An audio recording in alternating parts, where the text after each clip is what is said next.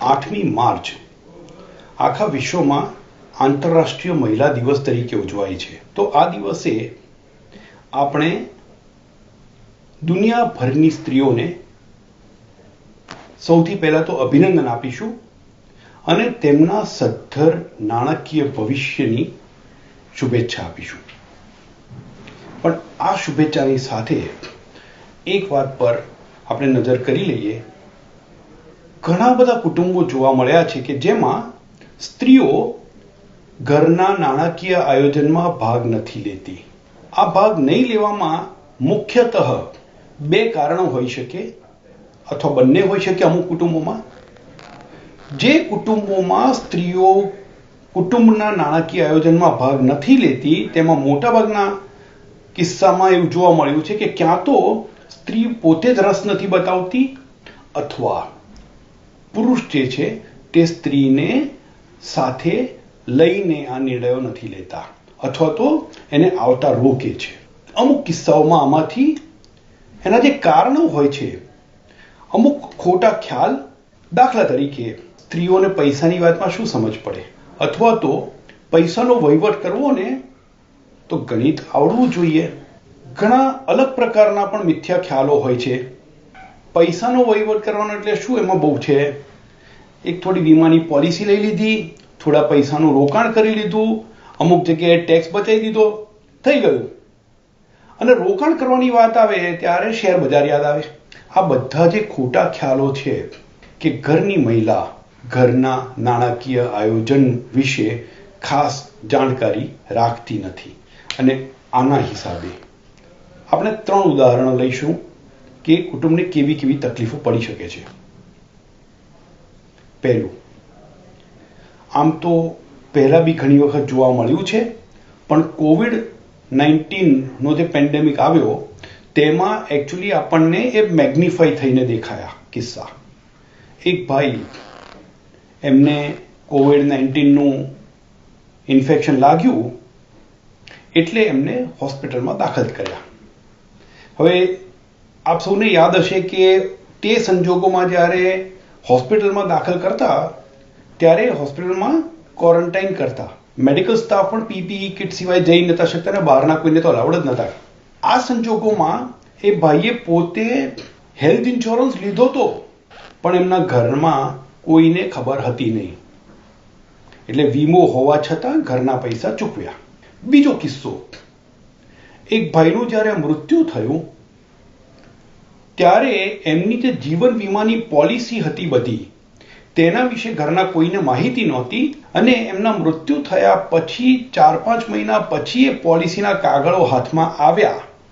એમના પત્નીને ખબર નથી કે આ પોલિસી હાથમાં કાગળ લીધા પછી કે આમાં પૈસા ક્લેમ કેવી રીતે કરવા અને એ ક્લેમ કેવી રીતે કરવા તે સમજવા માટે 4-5 જણને મળીને એમની મદદ માંગીને ઇન્સ્યોરન્સ કંપનીમાં જઈને બધી રજૂઆત કરવામાં બીજા 3-4 મહિના નીકળી ગયા। એટલે પોટેન્શિયલી આ કુટુંબને એક તો ઇમોશનલ નુકસાન થયું હતું, ઘરમાં મૃત્યુ થયું છે તે, બીજું શક્ય છે કે એટલો સમય પૈસાની ખેંચ પણ પડી હોય અને ત્રીજું આજે અલગ અલગ જગ્યાએ ભાગદોડ કરવી પડી એના કારણે જે માનસિક તાણ અનુભવાય। એક ભાઈની પાસે રોકાણો સારા એવા હતા પણ જ્યારે એમનું મૃત્યુ થયું પછી ખબર પડી કે એમના મોટાભાગના રોકાણોમાં સિંગલ નામમાં રોકાણ હતા, જોઈન્ટ નહીં, અને એ સિંગલ નામના રોકાણોમાં પણ નોમિનેશન નહોતા। પોતાના જ કુટુંબના પૈસા રિકવર કરવા માટે એક તો લાંબી, બીજું તકલીફ ભરી અને ત્રીજું અઘરી ખર્ચાળ પ્રક્રિયામાંથી પસાર થવું પડ્યું। આ ત્રણેય જે આપણે ઉદાહરણો લીધા એને રોકી શક્યા હોત પણ એ રોકવાનો સમય વીતી ગયો હતો જ્યારે પ્રોબ્લેમ હાથમાં આવ્યા ત્યારે। રોકવાનો ઉપાય શું હતો? જે પણ કર્યું હતું આયોજન તેની પરિવારના સદસ્યોને જાણ કરવી। સીધો પ્રશ્ન છે, આખરે વીમાની પોલિસી લીધી હતી તો કોને માટે લીધી હતી? મારી જિંદગી પરનો જે જીવન વીમો છે એ મને ફાયદા માટે નથી, મારી ગેરહાજરીમાં મારા કુટુંબને નુકસાન ન થાય તે માટે લીધેલો છે. અને એટલા માટે પૈસાના વહીવટનો મુખ્ય ઉદ્દેશ્ય સમજવો જરૂરી છે, અને તે ઉદ્દેશ્ય છે એક કમ્ફર્ટેબલ જિંદગી જીવવી નાણાકીય રીતે. અને એના માટે અલગ અલગ સમયે જ્યારે પૈસાની જરૂર પડે તે વખતે પૂરતી રકમમાં પૈસા ઉપલબ્ધ હોવા જોઈએ. 3 અગત્યના શબ્દો: જ્યારે જરૂર પડે ત્યારે, પૂરતા રકમ અને ઉપલબ્ધ. અને આ 3 કરવા માટે એક ખૂબ અગત્યનો મુદ્દો છે કે પરિવારના બધા જ સદસ્યો સાથે બેસીને નાણાકીય આયોજનમાં રસ લે. પણ હવે આ રસ ઘણી વખત ઘણા એમ કહે છે કે આ વસ્તુ મને ના આવડે, મને આમાંથી દૂર રાખો.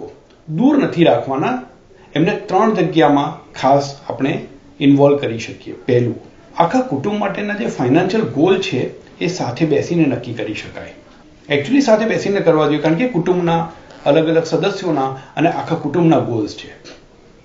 બીજું, જ્યાં પણ રોકાણ કરેલું છે, વીમો લીધો છે, લોન છે, બેંક એકાઉન્ટ છે, રોકાણમાં જઈએ તો મ્યુચ્યુઅલ ફંડ્સ છે, ડીમેટ એકાઉન્ટ છે કે સ્મોલ સેવિંગ્સ છે કે બેંક ફિક્સ ડિપોઝિટ છે, જે પણ છે તે બધી જ માહિતી કુટુંબના બધા સભ્યોને ખબર હોવી જોઈએ. અને ત્રીજું, મ્યુચ્યુઅલ ફંડનો ડિસ્ટ્રીબ્યુટર હોય, ફાઇનાન્શિયલ એડવાઇઝર હોય, વીમાનો એજન્ટ હોય, બેંકનો મેનેજર હોય, ટેક્સનો કન્સલ્ટન્ટ હોય, આ બધાની કોન્ટેક્ટ ડિટેલ્સ પણ કુટુંબના બધાની સાથે શેર થવી જોઈએ.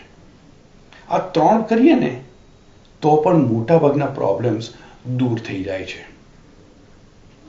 અને એટલા જ માટે આજના આંતરરાષ્ટ્રીય મહિલા દિવસ પર આપણે મહિલા સશક્તિકરણની જ્યારે વાત કરીએ ત્યારે એ સશક્તિકરણ માટે આ પગલાં લેવા ખૂબ જરૂરી છે, જેના કારણે ફાઇનાન્શિયલ એમ્પાવરમેન્ટ પણ આપી શકાશે.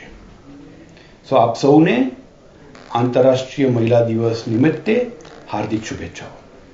મ્યુચ્યુઅલ ફંડમાંના રોકાણો બજારના જોખમોને આધીન છે. સ્કીમથી સંબંધિત બધા દસ્તાવેજો કાળજીપૂર્વક વાંચો.